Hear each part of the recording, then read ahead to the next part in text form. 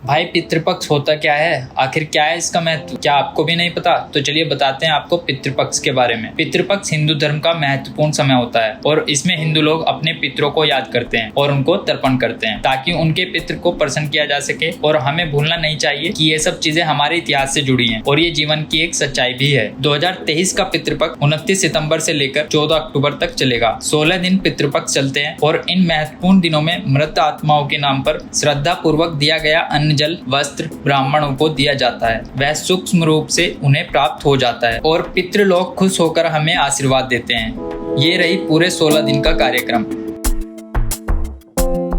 आइए अब जानते हैं पितृपक्ष क्या होता है और हमें क्या करना चाहिए और क्या नहीं करना चाहिए। पितृपक्ष में पितरों के निमित्त श्राद्ध किए जाते हैं। हिंदू धर्म में पितृपक्ष या श्राद्ध का विशेष महत्व होता है। इस दौरान लोग अपने पूर्वजों को याद कर उनका पिंडदान, तर्पण या श्राद्ध कर्म करते हैं।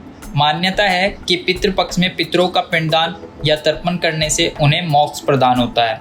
धार्मिक ग्रंथों में पितृपक्ष के दौरान शुभ कार्य जैसे शादी, नया घर खरीदना, गृह प्रवेश, शादी की खरीदारी आदि करना बिल्कुल मना होता है। मान्यता है कि इस समय पितृ अपने वंशजों से आत्मिक रूप से जुड़ते हैं। ऐसे में पितरों का ध्यान कर उनका आशीर्वाद लेना चाहिए। कहते हैं कि इस अवधि में खुद को किसी शुभ कार्य में न लगाकर उनका ध्यान करना चाहिए और उनका लगाव महसूस करना चाहिए। अब जानते हैं क्या क्या किया जाए पितृपक्ष में। इस दौरान पितरों को तृप्त करने के लिए पिंडदान और ब्राह्मण को भोजन कराया जाता है। गया जैसे पवित्र स्थल पर यह अधिक प्रमुखता से किया जाता है। हालांकि घर में श्राद्ध करने की भी प्रक्रिया है। पहले श्राद्ध तिथि से सूर्योदय से पहले स्नान करके साफ कपड़े पहन लें। इसके बाद श्राद्ध करें और फिर यथासंभव दान करें। इसी दिन गाय, कौआ, कुत्ता और चींटी को भी खाना खिलाना चाहिए। शास्त्रों के अनुसार ऐसा करने से सुफल प्राप्त होता है। चलिए अब तो आप लोग जान गए होंगे कि क्या है पितृपक्ष। चलिए अब जानिए कि आज के समय में किसे कहते हैं पितर। वैसे तो जिस किसी के परिजन, चाहे वो विवाहित हो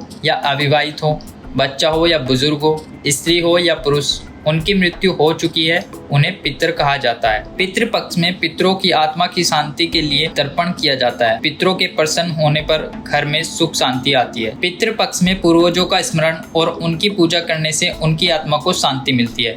जिस तिथि पर हमारे परिजनों की मृत्यु होती है उसे श्राद्ध की तिथि कहते हैं।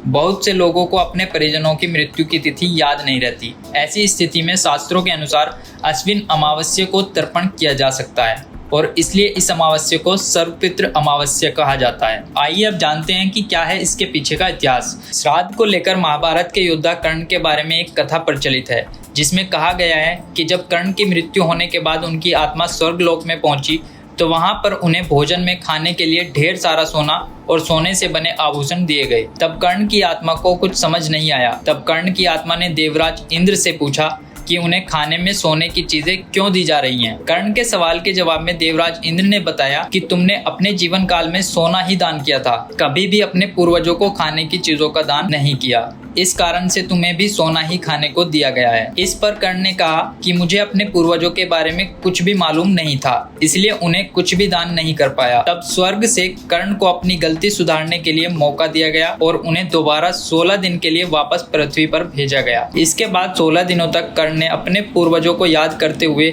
उन्हें भोजन अर्पित किया और तब से इसी 16 दिन को पितृपक्ष कहा जाने लगा।